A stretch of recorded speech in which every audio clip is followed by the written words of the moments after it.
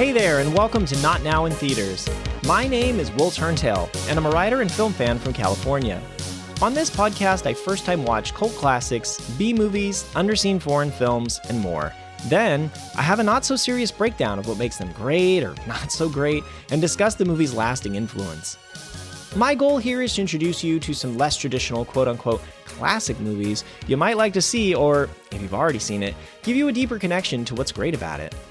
So for this episode, I'm diving into The Hidden. It's a science fiction, action, and somewhat horror movie with a buddy cop element as well. It makes a number of underrated movie lists online, so I thought I would check it out. A quick statement before we begin. Making films is hard, and you have to respect that. This is a fan's blog, so any criticisms are meant to be constructive. Also, my reviews can contain spoilers. I don't know how else to talk about the film in detail without them, so if that bothers you, well, I did warn you. Okay, now on to the show.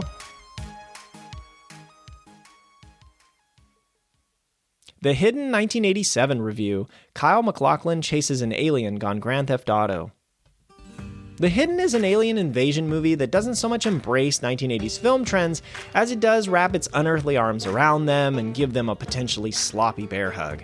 While definitely a sci-fi action thriller, it's a mishmash of other builds that lets the genre pieces land wherever they tumble. Elements of horror seep in, and because it is 1987, the film is also a buddy cop-ish actioner. But while fiddling through genres is fun, its premise and spirit set it apart. While most alien films' antagonists are here for our natural resources or humanity's enslavement, the berserker visitor in this film is a demented space bro. It would rather just crank up the stereo, take what it wants, and kill anyone that gets in the way. You could think of the movie like an alien in human skin going full Grand Theft Auto in our world. And since it's the 80s, the Vice City kind. Released by New Line Cinema and directed by horror director Jack Sholder, who directed A Nightmare on Elm Street 2, Freddy's Revenge, the film was a modest box office success and gathered primarily favorable reviews.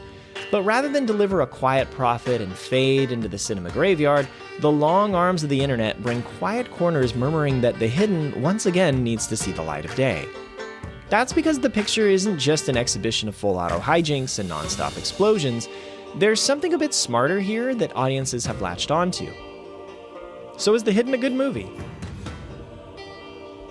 Let's talk about the plot of The Hidden. When a formerly law-abiding citizen, Jack DeVries, goes on a killing spree, Sergeant Tom Beck and his partners mortally wound him in pursuit. And then soon, mysterious FBI agent Lloyd Gallagher arrives at the police station, inquiring about DeVries' whereabouts and demanding to be taken to him. Before Agent Gallagher reaches DeVries, the suspect passes away. Meanwhile, DeVries' former hospital roommate, Jonathan Miller, begins a killing spree of his own. Can Beck and Agent Gallagher uncover the new killer's motives and stop his murderous rampage? And what is Agent Gallagher withholding from Beck? And to quickly walk you through the cast here, Jack DeVries is played by Chris Mulkey. Sergeant Tom Beck is played by Michael Nouri. FBI agent Lloyd Gallagher is played by Kyle MacLachlan. Jonathan Miller is played by William Boyett. And you can read the rest of the main cast in the transcript here. A fun fact about the cast, the legendary Danny Trejo, who played Machete, has a cameo in the film as an inmate, popping up only to immediately get shot. This adds to the actor's supposedly record-setting long list of on-screen deaths, which I actually linked an article to that here on Nerdist if you want to read about it. And if you'd like to see a trailer for The Hidden, click the link to Rotten Tomatoes Classic Trailers on YouTube at this portion of the transcript. Okay, so let's talk about what's working well in the movie. I'll give out some points for what I liked. Let's call the first good thing forget the breaks. The evil alien doesn't take a day or night off from pillage and murder, so there is an excellent ever-forward thrust to the movie. But the screenplay manages to take little side roads, like Beck inviting Agent Gallagher over for dinner, so that it can fill out its characters and introduce setups and payoffs. And like any good thriller, the stakes keep on climbing. The evil alien controls whatever body it is in, so it has to jump to a new host when its victim is out of go juice or has taken too many bullets to continue. So the body hopping adds these little mini missions along the way for the alien. And it gives more stakes for the heroes, because if they can stop the alien before it gets into a new body, that's like a literal human shield. They can take it out. And at one point, the alien turns from hunted to hunter. It stumbles on a potential host that could be a game changer for the whole planet if they manage to take it. So it's a well-structured script that balances action and drama all along the way. So let's give 3 points here for the film's pacing. Let's call the next good thing about this movie, we've got everything. The film is like a checklist of everything you want in an 80s action movie. There are car chases, a bank robbery, and plenty of shootouts. A lot of squibs go off because what 80s action film doesn't explode a whole bunch of those? And the practical effects of the snail-like alien, in the rare glimpses we get of it as it changes hosts, still convince you. So another 3 points for this category. Next up, let's get into the acting performances. You have to give credit to all the actors who play the aliens possessed humans because there's some mighty fine continuity in how they portray it. It's like there was a coordinated meeting of everyone involved to get the facial expressions and subtle cues of demented, altered life. They each act plain-faced with something enjoying itself behind the eyes. And it's never oversold. There's a continuity of a handful of actors here, and that's a feat. I also wonder if this movie had any influence on the evil alien in Men in Black. You know the guy who demands sugar in water? Yeah, that bug guy. Sometimes this alien reminds me a bit of that one. Kyle MacLachlan also performs excellently as the other alien. It's not a spoiler, the movie clues you into this quite early. He's only a bit off. Unlike, Jeff Bridges in Starman, if you've seen that, where he was Oscar nominated for going full fake bird. MacLachlan's performance is off enough that you, the audience, immediately suspect his otherworldly orientation, but not so much that you wonder why Beck and the other cops aren't picking up on it. I also enjoy Michael Nouri as Beck. He's a little crass, but only that little bit. He's a little hard-ass, but again, only a little bit. And he's a little family man, but only so much. It leads to him being a little less cliche than he could be. The film and performance also avoid other cliches. Beck's definitely one of the boys who shoots some improvised basketball with his chums and drops his heavy police files on one of his subordinates' desks when it's too much work for him. But he's soft-voiced with his wife and daughter. He doesn't seem to disregard nutrition or have a drinking problem or lack of protocol. So he's not that loose cannon, I don't play by the rules cop you're used to. In all these ways, he fits but goes against that grizzled detective type. So, plus another 3 points here. Next good thing, let's call it teammates more than polar opposite buddies. I want to give the movie credit in that, though it's not a straight buddy cop vehicle, the light buddy cop pairing of Gallagher and Beck is more interesting than most of these films are. Many buddy cop films are as unapologetically unsubtle as an episode of Wife Swap. They just go for the throat of the obvious conflict. They might pair a racist cop with a criminal who is a person of color, like in 48 Hours, or a young head case with a by-the-book veteran, like they do with Riggs and Murtaugh in Lethal Weapon. Here, it's more about Beck's incredulous reactions to Gallagher's alien revelations, which is genuine to the story and less about a gimmick. Please note, I'm not crapping on 48 Hours or Lethal Weapon here, just citing what makes this movie different from those and a little fresh. So plus 1 more point for this. Now let's talk about the things in this movie that I didn't think were working so well and could be improved.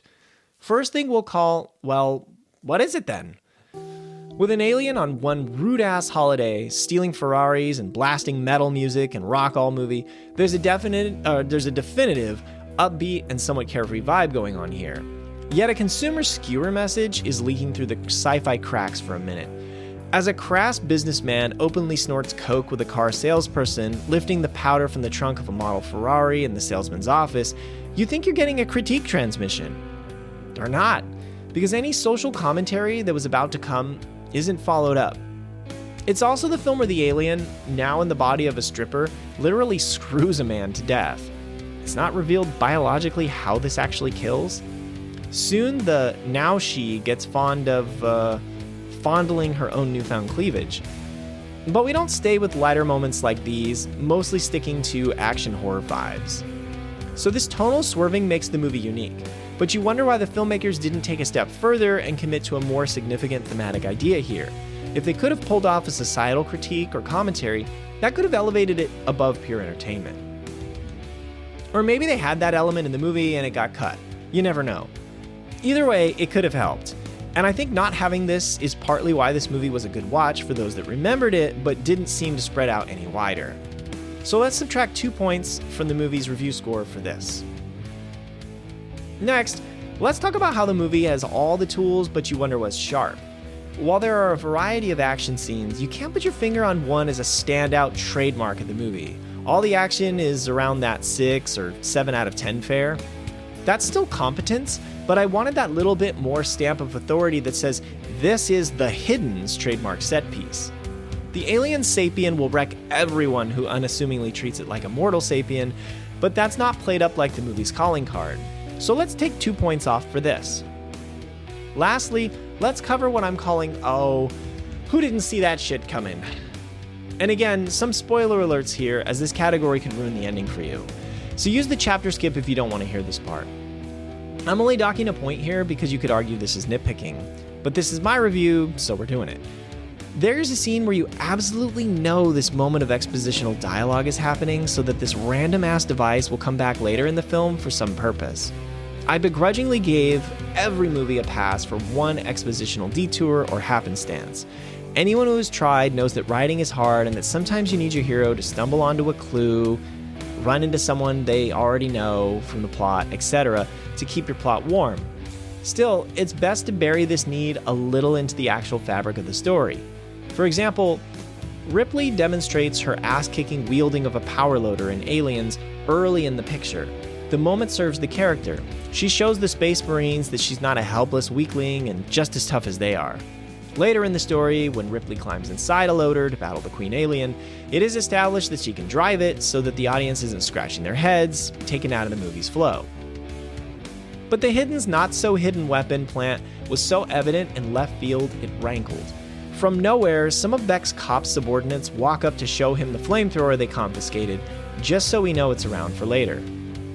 Another oddity is that Gallagher carries around a ray gun, apparently the only thing that can destroy his enemy, the snail alien thing controlling people. But from looking at the slimy creep, who's only a few feet long and 1 foot high, you're pretty confident he's the type of baddie Duke Nukem would happily crush under his boot. Do we really have to bring ray guns into this? I wasn't sold. So this is just a 1 point deduction. Okay, adding it all up, The Hidden scores 5 arbitrary points. On my scale of let's not watch, should I watch, or go watch this movie, I'm going to hand it my should I watch rating. If you watch it, you'll have no doubts they built The Hidden in the 80s. And it's not just the practical effects or buddy cop vibes. Forget all-out planetary conquest or secretly blending in. This alien baddie is like a space frat boy. It's just a nasty dude from outer space who wants to play on this party on this playground we call Earth. Part horror, science fiction, thriller, and all action, there's a surprisingly well-balanced mix going on here. But while the film is different and its execution wholly competent, I can't say it has jaw-dropping potential in any one aspect that, for me, demands viewing or revisiting. I'd say it's a movie worth remembering by those who saw it, but not memorable to cult or classic film history. So if you want to see a solid 80s sci-fi action film, enjoy. If you only plunk down for the true vintage classics, you can look elsewhere.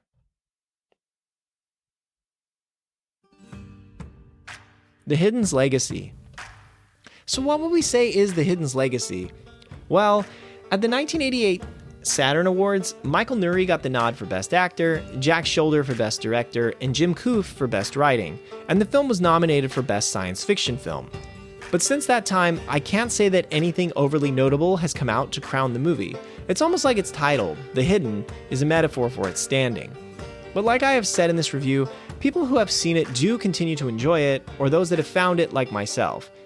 I don't know what I would consider it, a big cult film or a minor one.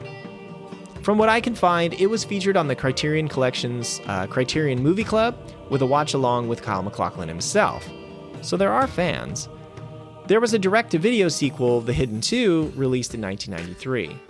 It doesn't have the same cast, but strangely, one of the lead characters is named MacLachlan, and the Detective Beck character returns, though played by an actor named Michael Weldon this time. Considering the sequel's 3.1 rating right now on IMDb, 2.6 on Letterboxd, and 17% on Rotten Tomatoes, yeah, I don't think I'll be diving in here. Even though The Hidden didn't turn out to be a big hit, director Jack Shoulder's Wikipedia page says he was in pretty good standing in Hollywood after it, since so many people in the industry liked it. He continued making movies, but none that I can claim to have seen or know much about, which is really too bad. I've definitely heard of Alone in the Dark, made in 1982, and A Nightmare on Elm Street 2, Freddy's Revenge, that he made before this movie, though. You could say Kyle MacLachlan, who played Agent Gallagher, showed his ability to play an interesting FBI agent before he was on the TV show Twin Peaks. But the late, great David Lynch already knew him anyway from Blue Velvet and Dune 1984. So I can't say that MacLachlan playing Agent Gallagher led to his casting in Twin Peaks. MacLachlan, of course, continued his career, which is still going strong. He appeared in TV shows like Sex and the City, and he was the hilarious mayor of Portland in Portlandia. And he's been in many more films like 1991's The Doors, 1994's The Flintstones, and 1995's Showgirls, as well as voice acting in Pixar's Inside Out 2 as well. Michael Nouri, who played Detective Beck, continued acting in films, but none that I really recognize. He is more well known for his work on TV. He's been on All My Children, The OC, NCIS, and Yellowstone, to name a few. He also has a Daytime Emmy nomination. I can't prove this, but I have a theory that people with really suave curly hair like Michael Nouri had in this movie just play well on TV. Don't ask me for the data on that because I don't have it, but I really think so.